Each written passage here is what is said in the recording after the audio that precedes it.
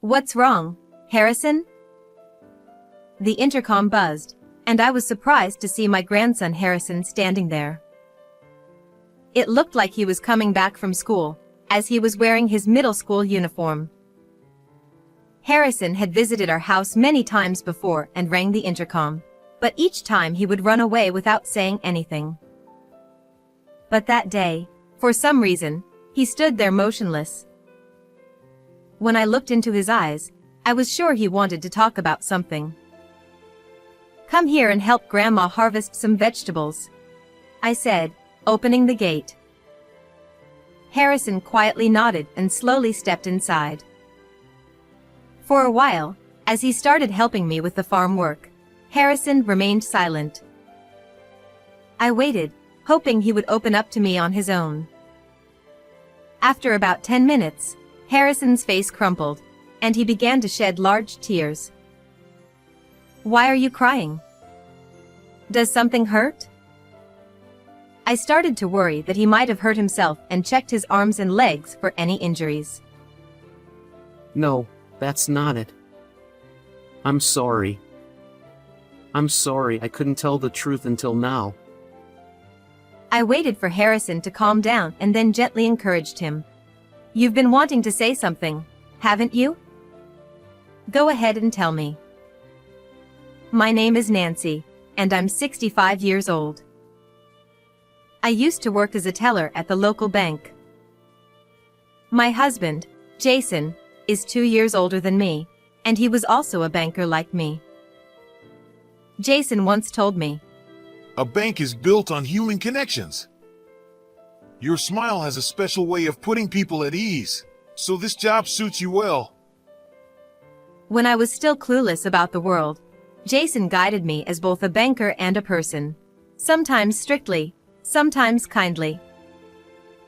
I was drawn to his genuine kindness, the way he treated everyone with a warm smile, regardless of who they were.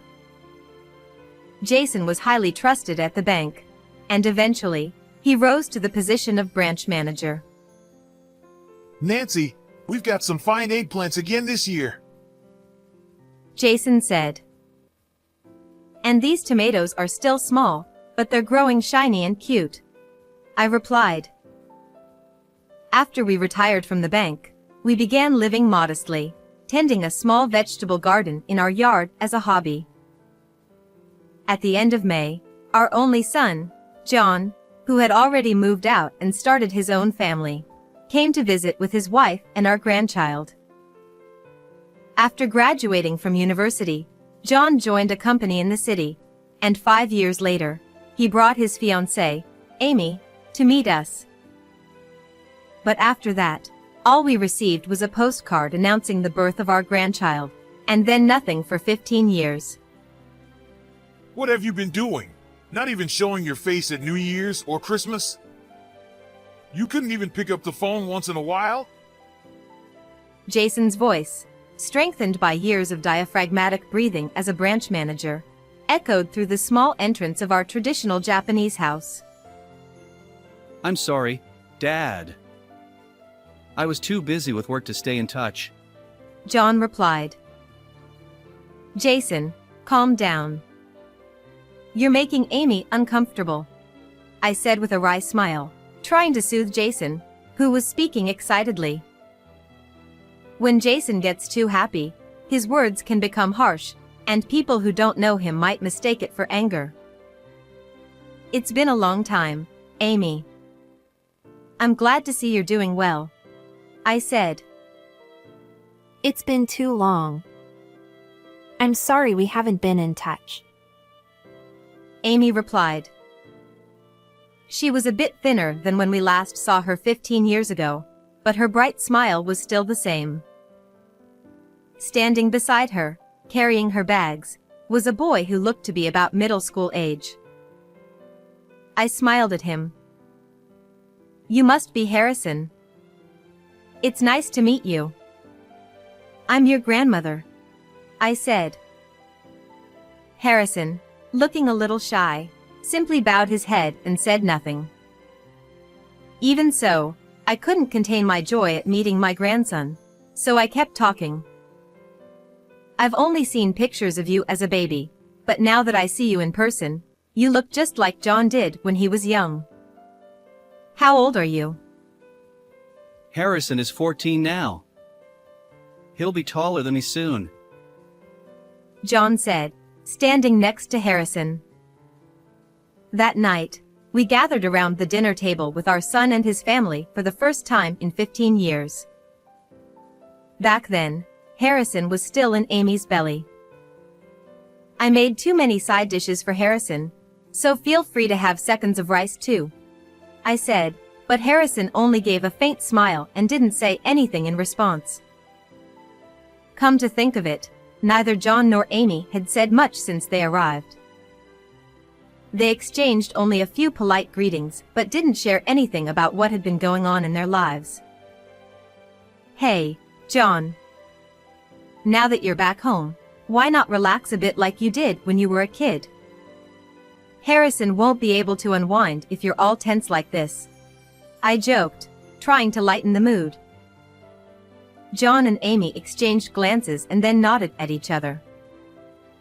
Mom, we weren't sure if we should ask, but the truth is, both Amy and I are currently out of work. John said. What? No work at all? Why? I was stunned by the sudden confession and exchanged a worried look with Jason. We both worked at the same company, but things got complicated, and we got tired of the office politics. So, we decided to quit and look for new jobs, but we haven't found anything yet. I hate to ask, but could we come here for dinner a few times a week? Amy's a great cook, and I can help out with cleaning or anything else. John said, bowing deeply with Amy, both pressing their foreheads to the tatami floor in a plea. Of course, I should have been happy to see my son's family and my grandson every day, but... Lift your heads. But more importantly, do you have any job prospects? Harrison's in middle school now, right? You'll need money for his school fees and exams and everything else. Isn't that enough? Jason interrupted me, gently smiling as he tried to stop my anxious outburst. They must have their reasons, He said, turning his gaze toward our son and his wife. like Nancy. I can't say I'm entirely optimistic about your situation. But when family is in need, it's our duty to help. You're welcome to come for meals whenever you need. Jason said kindly, then turned to me. Isn't that right, Nancy? If you say so, I replied. It would be a lie to say all my worries vanished, but I decided to follow Jason's judgment. With Jason's approval, our son's family started visiting us 2 or 3 times a week from that day on. During the day, John and Amy seemed to be juggling part-time jobs while searching for something more permanent. Seeing John sighing as he looked at his bills from a bank made me want to reach out and help in any way I could. Are you managing okay? If it's too hard, don't hesitate to move in with us, I offered. There's no need to worry, Mom. We'll keep trying a little longer. John replied with a smile. I decided to trust his words. By mid-June, the rainy season was in full swing, with heavy rain falling day after day. Are you leaving early tomorrow? The rain seems to be getting stronger. If you have time, why don't you stay over? Jason suggested. John hesitated, saying, We wouldn't want to impose. but exchanged a glance with Amy and then replied more modestly. If it's no trouble for you, we would appreciate it. And so, John's family started staying overnight at our house. Whenever Harrison visited, he always kept his head down and didn't say a word. Harrison, is something bothering you?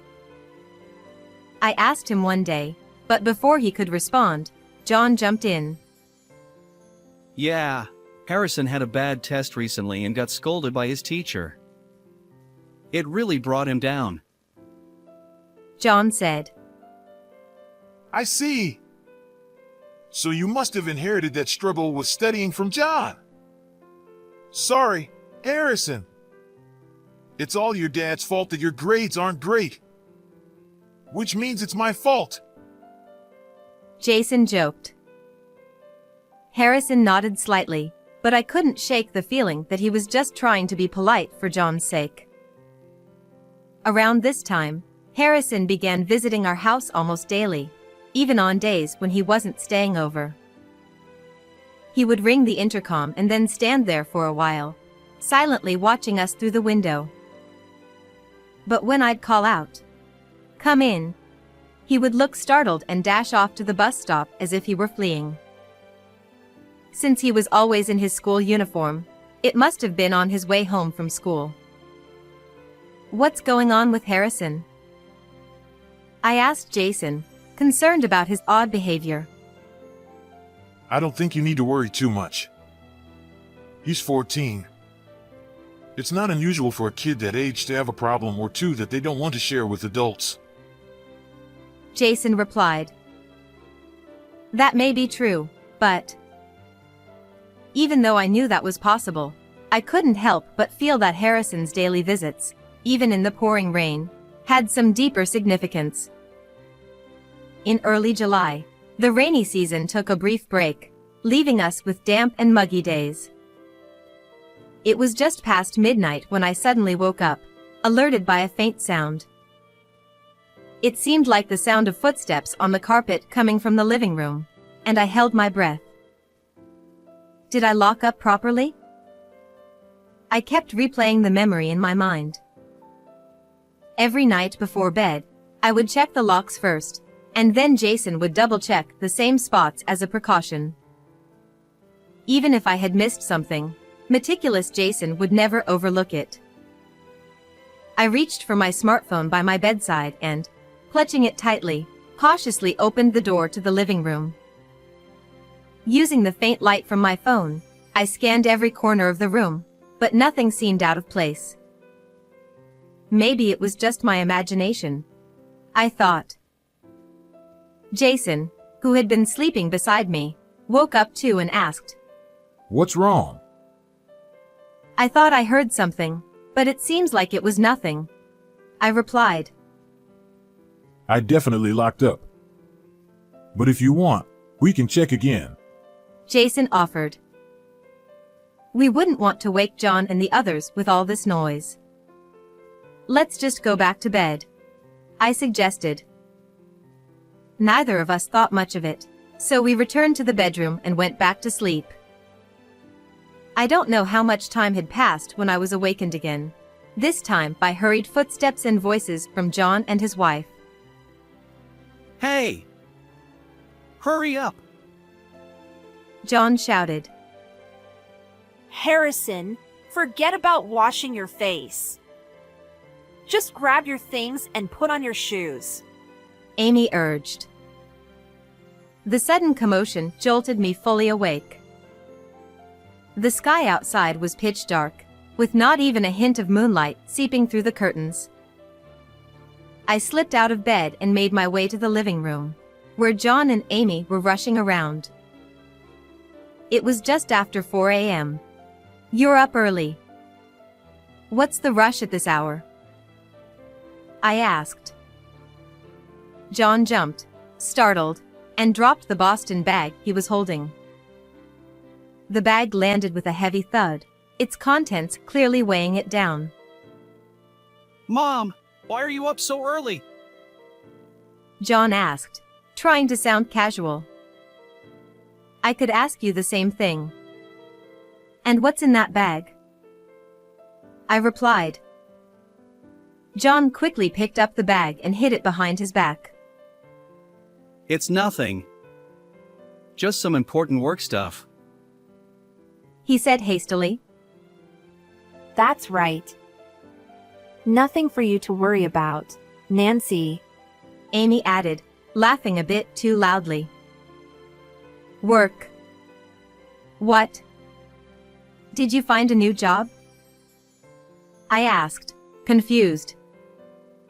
Yes, that's right. I just got a call from, a college friend. I need to head to the company right now. John stammered, with Amy nodding vigorously beside him. Well, congratulations. But isn't this a bit sudden? Won't you have breakfast first? I asked. There's a meeting first thing in the morning. It's a long drive, so we'll have to skip breakfast. John replied quickly. At that moment, Jason came into the room. This is all happening fast. Are you sure this company is trustworthy? Jason asked, reverting to his old branch manager's concerned tone. Dad, you've always been such a worrywart. It's fine, really. The company is run by a college friend, and everyone there is kind and trustworthy. There's nothing to worry about. John said. Well then, I suppose it's not my place to interfere. Jason said, nodding in agreement. John also nodded, visibly relieved. Anyway, we should get going. John said, as he and Amy made a move toward the front door.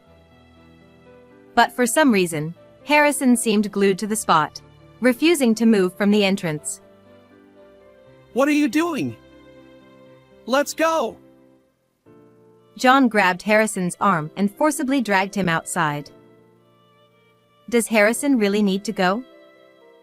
With summer vacation coming up, he could stay with us. I offered. Amy replied.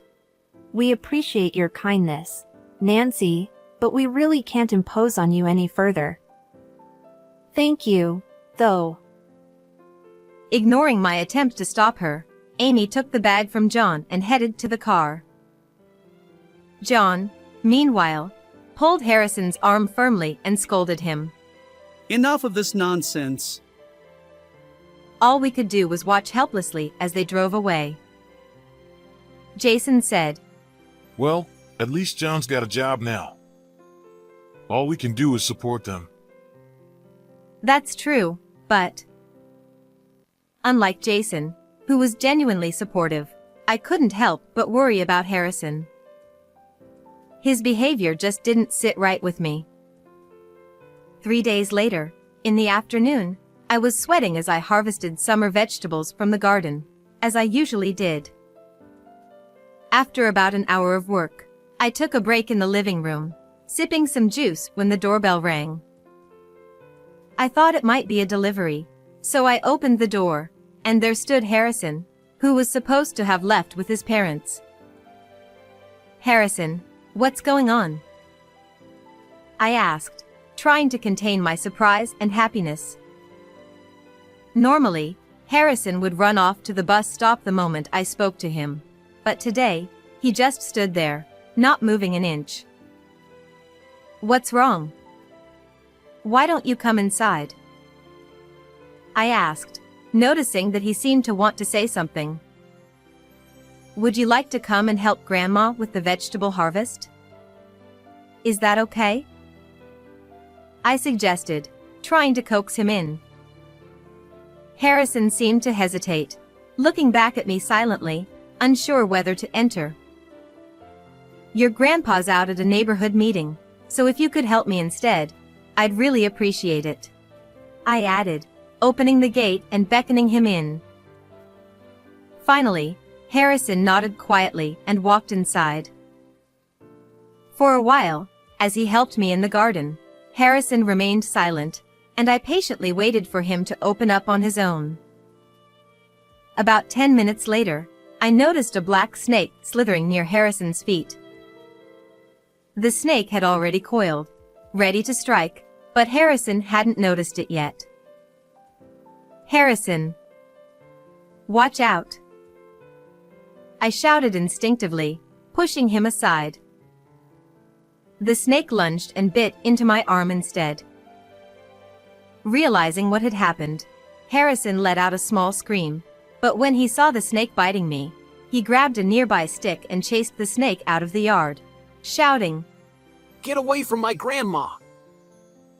Harrison was about to continue chasing the snake, but I stopped him, saying, Thank you, that's enough. That snake must have been startled, thinking it was about to be stepped on. I added, trying to ease Harrison's anxiety with a smile. But Grandma, it bit you! Harrison said, his voice filled with concern. Don't worry, that snake isn't venomous. I'm fine, I reassured him. Suddenly, all the strength seemed to drain out of Harrison, and he collapsed to the ground. Why did you protect me? He asked, looking up at me with a puzzled expression. Why would you even ask that? I replied, equally curious.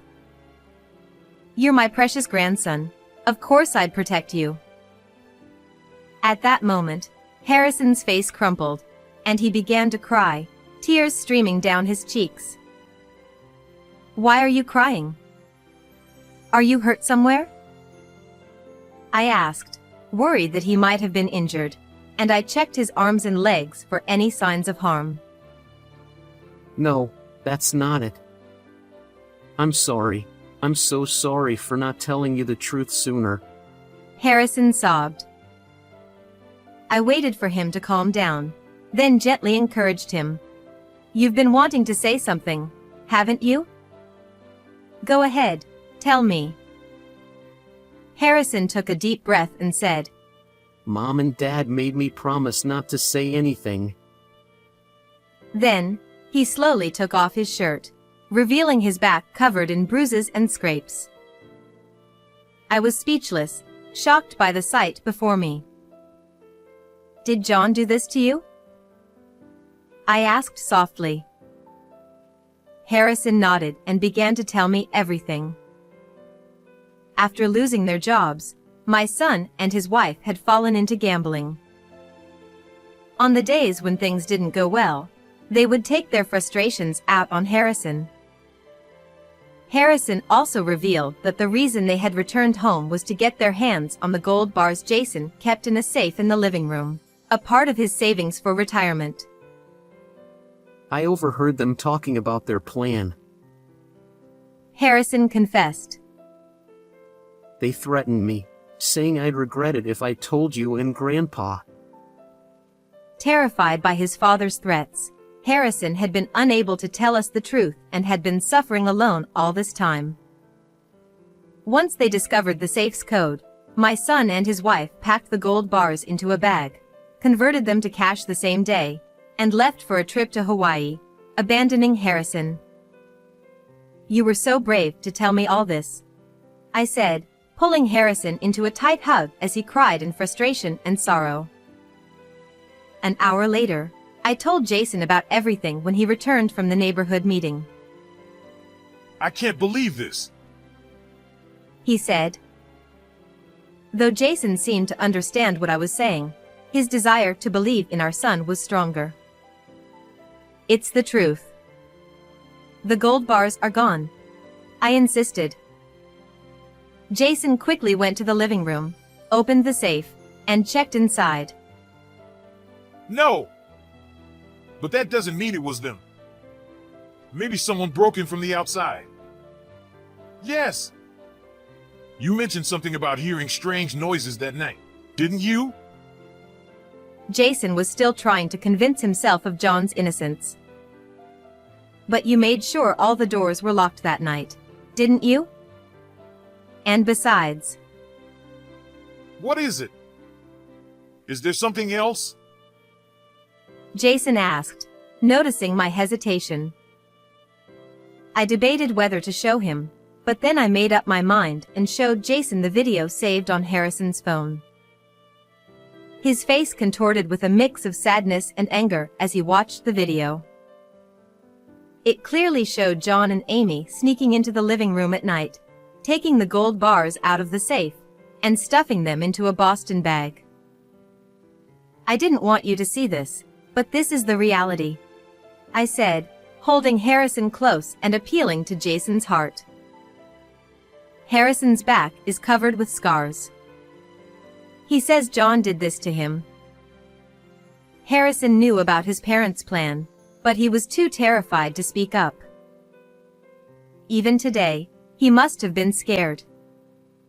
Yet, he found the courage to tell us the truth. We can't turn a blind eye to his bravery. The one who's suffering the most isn't me or you, it's Harrison. Jason quietly looked down at Harrison's face, then gently patted his head. It must have been so hard for you. So painful. I see now. Grandpa was wrong. I was wrong. Harrison, please forgive me. Jason said, shaking his head vigorously to dispel his sadness, which quickly turned into an expression of anger. A week later, Jason and I visited the apartment where our son's family was living, guided by Harrison. They're supposed to return today, right? I asked for confirmation, and Harrison answered clearly, yes. There's nothing in the fridge. What kind of life were they living? Jason said, checking the kitchen. According to Harrison, they left just enough money for 10 days of food before going on their trip. Soon, we heard a familiar car engine stop in the parking lot. The sound of footsteps echoed up the stairs, followed by the laughter of John and Amy, getting closer. The front door slowly opened, revealing John and Amy, their skin sun-kissed from the trip. Did you enjoy the trip? Jason asked. Their laughter vanished in an instant. Dad! What are you doing here? John exclaimed. They had never told us their current address. When John spotted Harrison hiding behind me, he glared at him. Harrison! Did you tell them? You traitor! He stormed in with his shoes on, aiming for Harrison. Just as John was about to grab Harrison, Jason stepped in, blocking his path, and twisted John's thin, frail arm. Ow! Ow! Ow! I wasn't gonna do anything! Let me go! John whined. Good thing I learned some self-defense back in my bank days. Jason said, easing his grip. John, now weak and gaunt, collapsed onto the floor. How does it feel to go on a trip with stolen money? Jason asked. Stolen? What are you talking about? John tried to play dumb, but Jason cut him off, showing him the video Harrison had secretly recorded, capturing their crime. Your goal from the start was those gold bars, wasn't it? Jason said. Damn you, Harrison! You know what's going to happen to you later, don't you? Amy shouted, making Harrison flinch. So that's how you've been hurting this boy all this time. But it ends today. You're going to tell us everything. Jason demanded, his glare silencing John. Defeated, John began to confess. Both John and Amy had a love for gambling.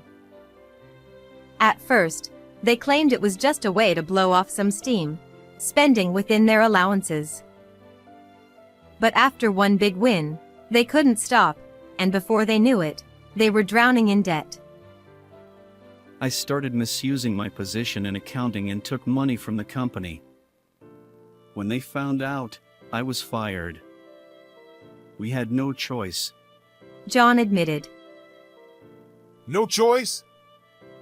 The problem started when you got hooked on gambling in the first place. You should have been more responsible as a parent. Jason scolded, leaving them with nothing to say. Dad, please! We'll change. We'll work hard from now on. Just please don't report us to the police. John begged, falling to his knees, with Amy quickly following suit. Jason looked at me, then at Harrison.